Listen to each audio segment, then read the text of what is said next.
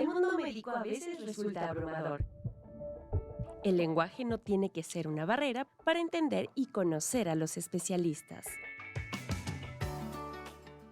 Salud entre Amigos es un espacio en donde los expertos nos acompañan para cuidar lo que más nos importa: tu salud.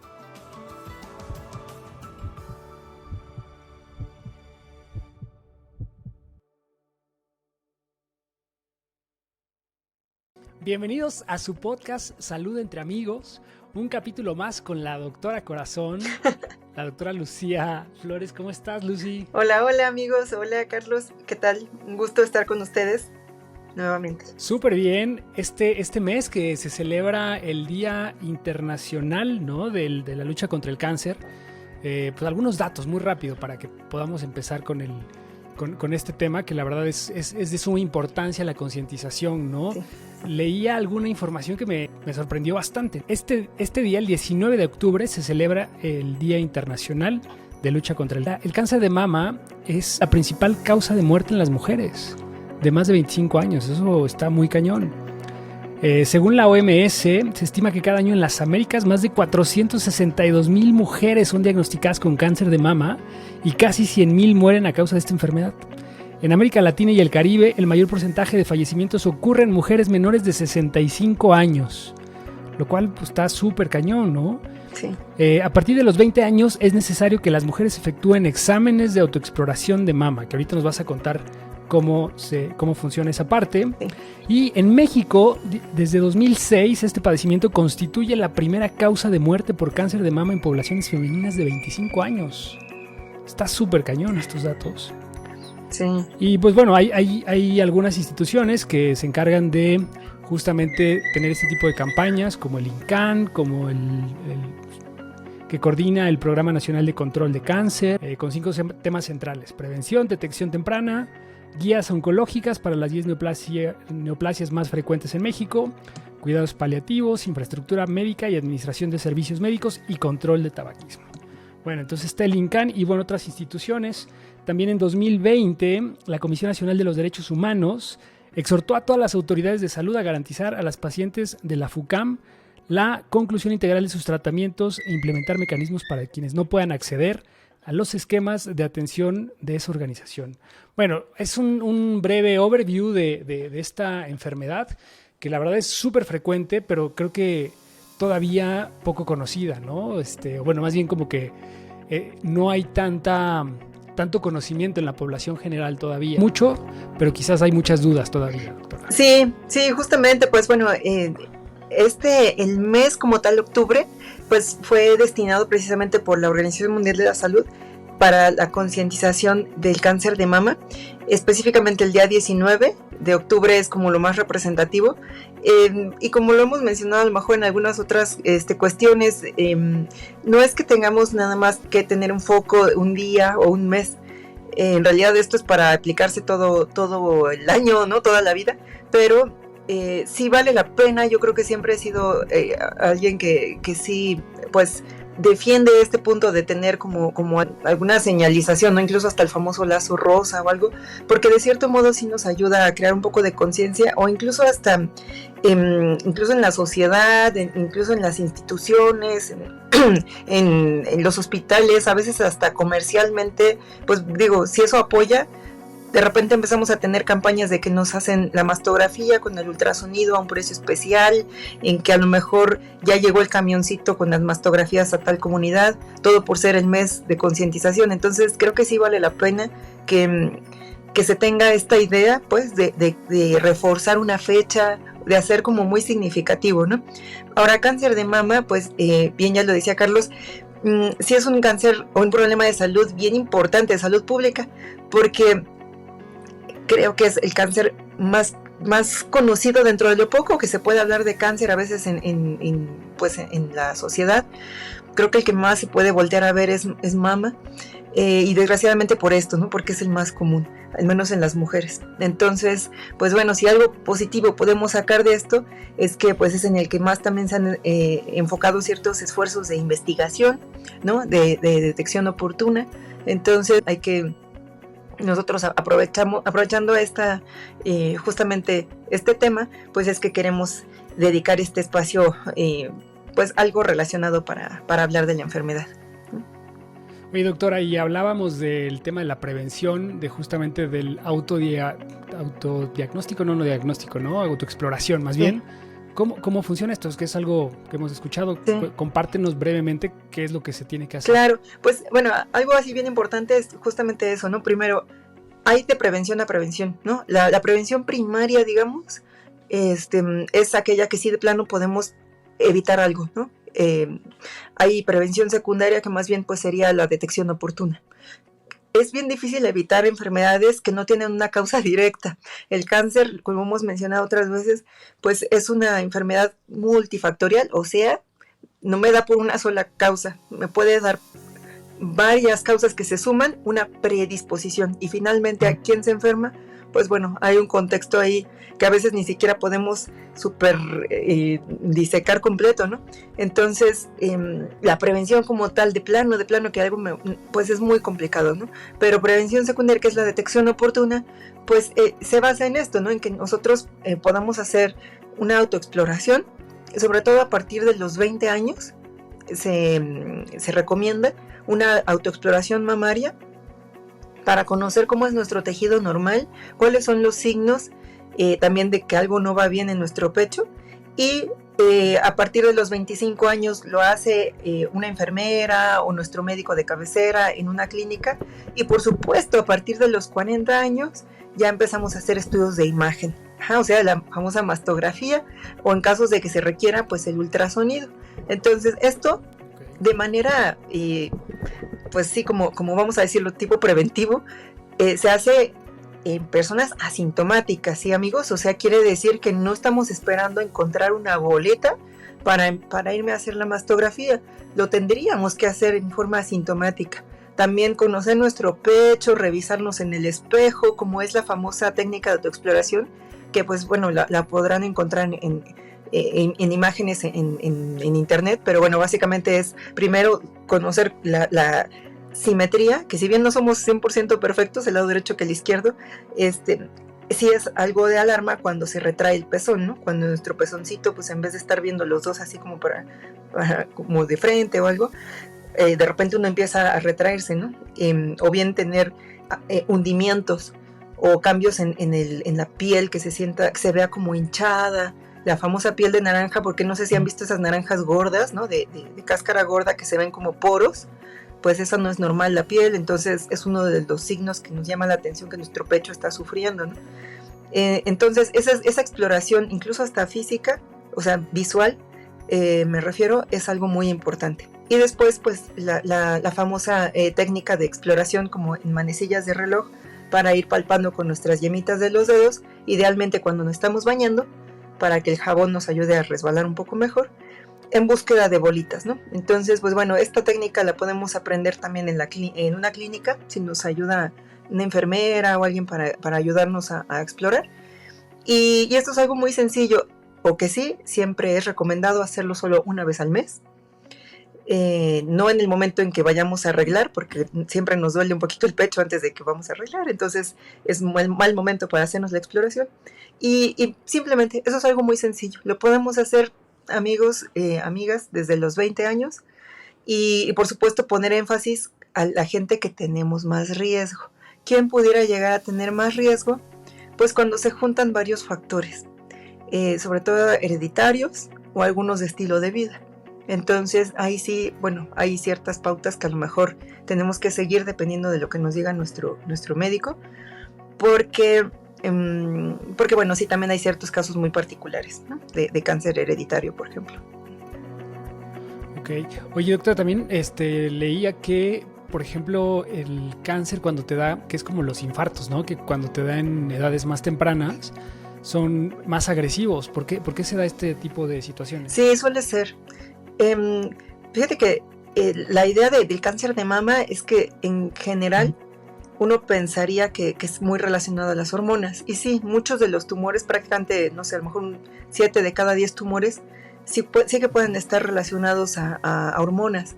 Y eso significa una exposición prolongada a los estrógenos. O sea, mientras más edad tenemos, o más tardía tenemos un cese de menstruación, o digamos lo que es la menopausia, que llega muy tardíamente, tenemos una exposición, o le llaman ventana estrogénica, o sea, tenemos mucha exposición a hormonas durante nuestra vida. Entonces sí pensamos que está asociado a la edad, pero sí se ha visto que hay ciertos cánceres que no están tan relacionados a eso, que pueden llegar a tener una maquinaria, así de verdad una célula motivada por otras razones un poco más agresivas, que entonces no tienen que ver con esta exposición tan prolongada y la edad, sino que puede aparecer muy tempranamente.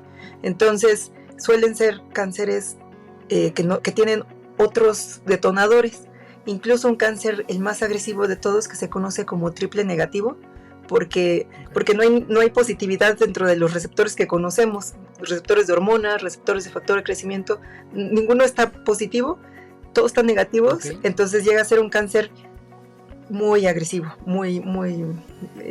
y con una facilidad de encontrarse un poquito más tempranamente en más jovencitas.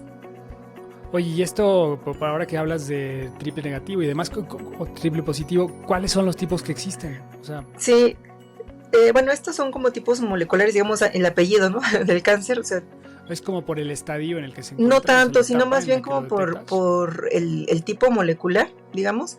Todos los cánceres, amigos, la verdad es que cada vez nadie está exento y de tener a lo mejor hasta alguien, un amigo, un familiar, cada vez es más cercano, ¿no? El cáncer. Entonces hemos escuchado que todos los cánceres tienen como escalones, ¿no? Como etapas. Hoy también lo decía Carlos, ¿en qué etapa está? Esas etapas son más bien lo avanzado que está una enfermedad. Si tienes ya afección a los ganglios, o si el cáncer ya salió de su órgano inicial, en este caso el pecho, y se nos fue al hueso, pues ya está en el cuarto escalón. Esta es como la etapa, pero okay. hay apellidos dentro del cáncer de mama. Entonces, ese apellido justamente es el cáncer hormonal, o el cáncer negativo, triple negativo, o el cáncer que depende de un factor de crecimiento. Entonces, básicamente podríamos encasillar como esos 3 apellidos que más comúnmente los ponemos en esas categorías. Cada uno de ellos puede aparecer en etapa temprana, en etapa tardía, o sea, cada uno de ellos puede tener sus 4 escalones, pero son apellidos distintos. Y esto es importante, porque como que también se va hablando de algo tan complicado, porque de eso determina el tratamiento. Por eso, pues, cada cáncer se puede tratar distinto, ¿no? A lo mejor conocemos a alguien que le dio cáncer de mama, que le dieron pastillas durante muchos años, antihormonal, pero resulta que a mi vecina nunca le dieron antihormonal. Entonces empezamos a decir, pues, ¿por qué lo trataron distinto? A lo mejor les faltó algo. No, simplemente es que son variedades dentro del cáncer de mama, que es un apellido, un nombre muy grande. Pues hay apellidos chiquitos, ¿no? Hay pequeñas familias. Oye, y los tratamientos entonces también son diferentes, o sea, no a todas las pacientes pasan por el mismo tipo de tratamientos. Escuchaba que hay radioterapias, como es las quimios, etcétera. ¿Cuáles son las diferencias en este tipo de tratamientos y más o menos qué espera un paciente que es diagnosticado con cáncer de mama? Eso es bien importante, porque pues no hay que tenerle ningún miedo a esto, ¿no? Al contrario, mientras más tempranamente se detecta la enfermedad, más oportunidades tenemos, ¿no? De ofrecer tratamientos y de que esto sea erradicable. O sea, realmente sí hay muchos supervivientes de cáncer de mama, ¿no? Entonces, el cáncer de mama, como muchos otros, amigos, se trata de manera multidisciplinaria, o sea, que no nada más un doctor nos va a ver. Nos ve un doctor, y luego nos ve el cirujano, y luego nos ve el radiooncólogo. Entonces depende mucho del escalón, lo que decíamos de la etapa. Y esas, como que justamente lo que hablábamos antes, determina cómo me van a tratar. El apellido del cáncer y la etapa. Justamente esas dos cosas lo determinan todo. Si es una etapa muy temprana, muy temprana, y es un tumor de los que tienen un potencial más lento, incluso hasta hay posibilidades de evitarse la quimio. La cirugía es el tratamiento radical. Entonces, a veces se hacen firmas genéticas, algo bien elevado, amigos, pero es algo muy padre que pues ahorita se puede saber, en los que podemos predecir que la quimio no le va a servir de mucho a ese paciente y se puede evitar la quimio. Entonces, justamente depende de esto, de que sea una etapa muy temprana y un apellido muy más suave, digamos. Entonces, muchísimo dependiendo de esos dos factores. Y pues lo que sí está en nuestras manos, amigos, pues, o como uno como paciente, es al menos detectarlo en la etapa más temprana. El apellido ahí sí no está en nuestras manos, ahí no sabemos qué tipo de cáncer pues le da a quién.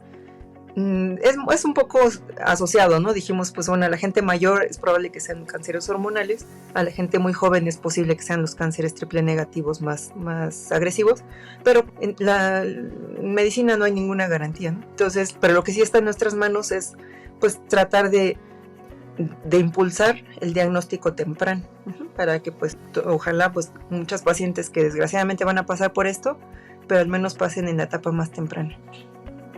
Claro, porque también de eso depende el tiempo que puedes estar en tratamiento. O sea, hay pacientes que pasan años, ¿no? Y hay pacientes que son meses. Sí, claro, también depende del tipo molecular, del apellido. Hay apellidos que ocupan una vacuna, digamos, tipo de anticuerpo, que dura 1 año el tratamiento. Entonces uno se espanta y dices, ¿qué onda? Pero ese tratamiento básicamente ya es un mantenimiento. Depende mucho, pues. Lo importante es saber que ese tratamiento tiene una fecha de caducidad, una fecha de término. Cuando la enfermedad se detecta en la etapa más avanzada, aquí no tenemos una fecha de término, aquí realmente es un tratamiento que pues nos acompaña en la vida. Entonces no se forma, muchas veces ya esta enfermedad pues se transforma en una enfermedad crónica, ¿no? Que no se nos quita, que vive con nosotros y nosotros con ella, entonces ya es un tratamiento muy crónico. Pero que tiene buen pronóstico hacia largo plazo. Pues ya cada vez se está extendiendo más la supervivencia. Estamos hablando que si la enfermedad no se pudo quitar, digamos, en una etapa más avanzada, es un contexto que teóricamente es no curable. Ajá. Entonces es una enfermedad que, pues como les decía, nos acompaña el resto de la vida. Ahora, cada vez hay tratamientos muy buenos, lo que les decíamos al principio, ¿no? Como al menos se saca de que esta enfermedad es de las más estudiadas, pues es donde hay muchísimo más recursos, ¿no? Tratamientos, nuevas moléculas, nuevos mecanismos de acción, de tal manera que pues que van haciendo una enfermedad avanzada, una enfermedad que en diagnóstico nos dijeron no te vamos a poder quitar el cáncer, pero ya se forma una parte pues como una enfermedad crónica, ¿no? Ya dicen, bueno, pues ahora mi tratamiento son ciertas pastillas durante varios meses, luego nos la cambian y vamos viviendo con la enfermedad así como vivimos con una enfermedad crónica, ¿no? Con buena calidad de vida, con ciertos medicamentos, controlándola. Entonces, depende mucho del tipo de enfermedad y del tiempo de atención. Por eso siempre es básico, pues como que atenderla lo antes posible. No tener miedo, ¿no? A evaluarnos primero y si encontramos algo anormal, pues a buscar ayuda profesional. Oye, y el punto de contacto, hablando de ayuda profesional, decías que también era una enfermedad que es que se puede tratar por diferentes especialistas, o más bien que es multidisciplinaria, ¿no? Porque intervienen varios médicos. Sí. Pero ¿cuál sería el punto de contacto inicial? ¿El médico ginecólogo o directamente un médico oncólogo? No, es súper buen punto ese. Pues, híjole, yo creo que en la mayor parte de los casos es un gineco. Es el ginecólogo. Okay. Porque, bueno, siempre... La verdad es que muchas mujeres también tenemos como que esa costumbre de repente, ¿no? De que nos cheque el gineco y él pues tendrá esa cultura de darnos tanto la exploración como la pauta de en qué momento empezamos a hacer el estudio de imagen, ¿no? Del pecho. Entonces, generalmente así pasa, ¿no? A veces quien nos pide eso pues es el médico general o el médico de cabecera, ¿no? Nuestro médico familiar. Pero es muy raro que alguien llegue con el oncólogo nada más por cierta oncofobia, le decimos, no sé, por miedo a que, ay, en la torre, ahorita todo el mundo habla de cáncer, no voy a tener yo. Casi no. Claro, porque por algún signo que tengas, que te detectes, oye, esto no se ve normal, o sea, no es que vayas directo con el oncólogo la primera casi cita, no. Casi todos vienen del gineco generalmente. Sí. Ok. Sí. ¿Y las pruebas entonces cuáles son, doctora? O sea, aparte de la mastografía, ya decías la autoexploración, sí. ¿Hay algún otro estudio que sí, por supuesto. O sea, realmente esto es como simplemente para estarnos checando. Ahora, cuando sí ya hay un problema, se detecta por la mastografía. Siempre es bueno que esa mastografía alguien nos la interprete. Y eso es buen punto por lo que decías también ahorita, ¿no? De que quién es el médico. Que a veces pasa que yo me emociono porque veo la promoción, ¿no? Ya, y es octubre y pues está bien, bien, bien barato, ¿no? Entonces voy a hacerme mi ultra o mi masto y ya, ¿no? Ya la hice. Por eso, pero y luego, ¿no? O sea, ese resultado es bien importante que alguien lo interprete, porque es muy, me refiero a que tiene ya una clave, y son números, una calificación. Entonces, esa calificación es la que nos hace sospechar. Entonces, en caso de sospecha viene la prueba más importante, que es la prueba de biopsia. La biopsia finalmente es un pellizquito de tejido, donde ahí sí nos dice tienes cáncer o tienes células malas o tienes algo que puede ser premaligno, etcétera, ¿no? Entonces, esa es la prueba clave, hacerse la biopsia. Cuando, desafortunadamente, pero pues bueno, cuando tenemos ese diagnóstico de cáncer, en esa misma biopsia es donde podemos hacer el apellido, lo de si es hormonal, etcétera. Entonces, esa es la prueba clave, la biopsia. Y ya finalmente, después el oncólogo médico es quien hace pues toda una batería de estudios para saber el escalón, la etapa de la enfermedad, qué tan profunda está la enfermedad o no. Pero digamos, lo primeritito es primero detectar que todo está bien clínicamente o bien que tengo algo de sospecha por la mastografía, por el ultrasonido. Y el tipo de biopsia varía dependiendo de dónde encontramos la normalidad. A veces ni siquiera es palpable y de hecho esa es la idea, ¿no? De hacerse los estudios asintomáticos, decíamos, que ni siquiera palpes algo. Entonces ahí se ocupan ciertas técnicas de biopsia porque no es algo que sientas la bolita, sino que está profundo, no ni la sientes. Entonces hay ciertas técnicas de biopsia, pero esa es la prueba clave, la biopsia. Oye, doctor, entonces con esto que dices me surge una duda.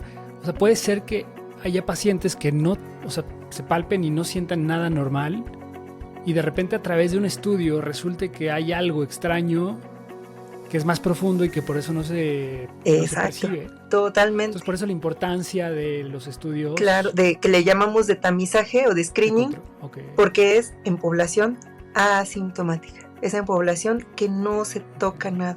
Y justamente, amigos y Carlos, solo hay 2 pruebas en oncología que han funcionado para disminuir la mortalidad cáncer específica por hacerse este tipo de estudios, que es cáncer de mama y cáncer cervicouterino.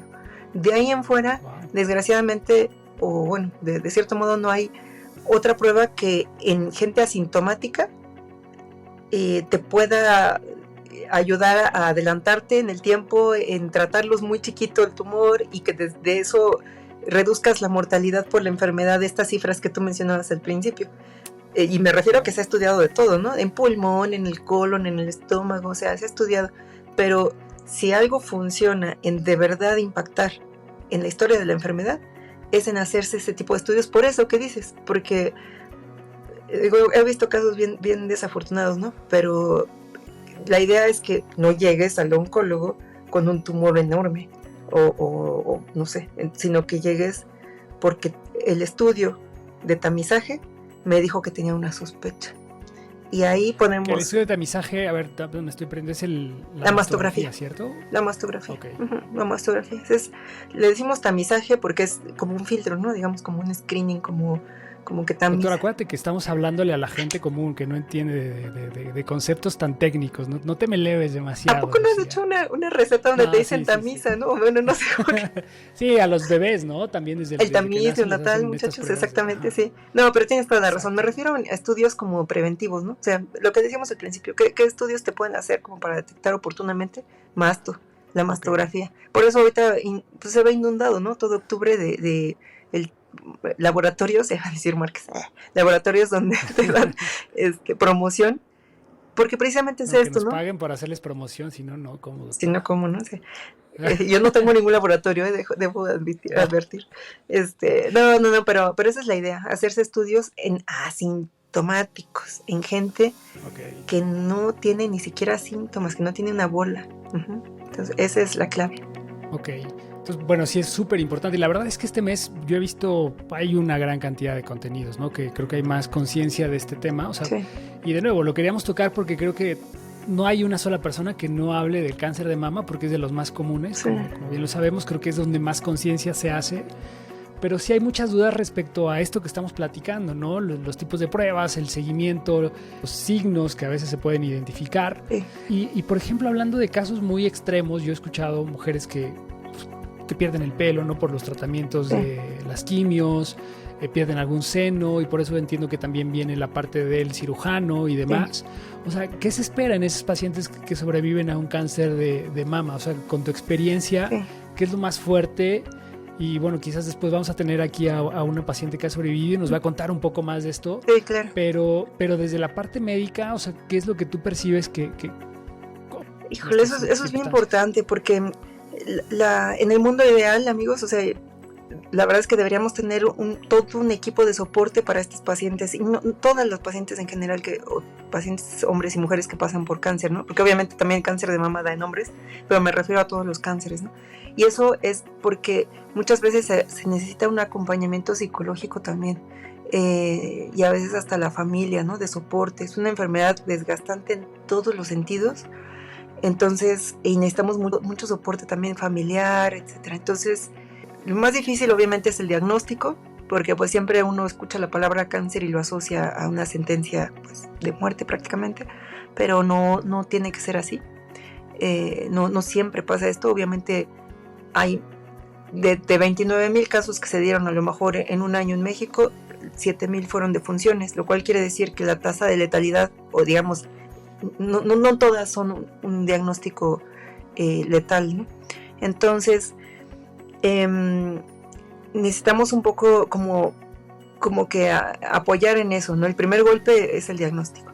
Obviamente lo que dices es bien importante, el duelo por la pérdida del seno. El tratamiento quirúrgico es inevitable en cáncer de mama, inevitable. O sea, todas las pacientes que tienen cáncer de mama pierden el seno. No necesariamente, hay cirugías conservadoras, hay cirugías en las que solo se quita un segmento. No todas son candidatas, por eso es bien importante que sea evaluada por todo el equipo, y obviamente pues mientras más temprana la enfermedad es mucho más fácil de que sea candidata a una cirugía conservadora.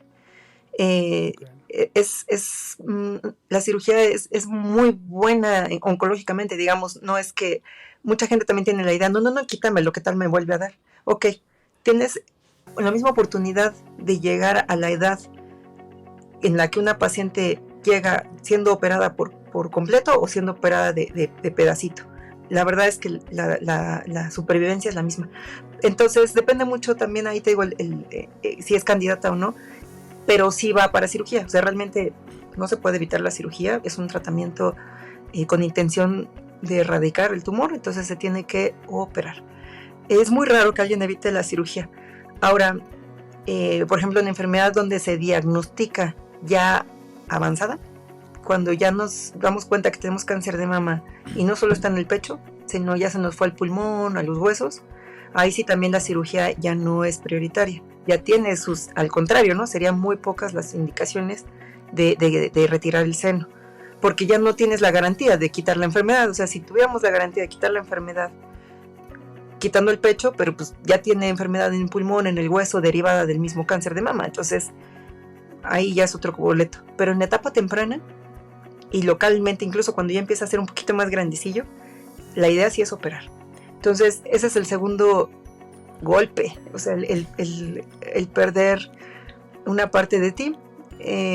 Pero la verdad es que aquí vienen muchas lecciones de vida, muchos pacientes que nos han enseñado pues lo que es la fortaleza, en serio, el sobreponerse, el que pues siguen siendo ellas, ¿no? O sea, realmente lo importante es conservar la vida, ¿no? Entonces, pues bueno, es un recordatorio de que sobrevivieron una lucha muy importante y es una herida de guerra, pero pues siguen adelante y están vivas, ¿no? Entonces sí es un golpe, sí necesita a lo mejor una evaluación ahí, incluso de psicología y todo, porque pues no está fácil, ¿no?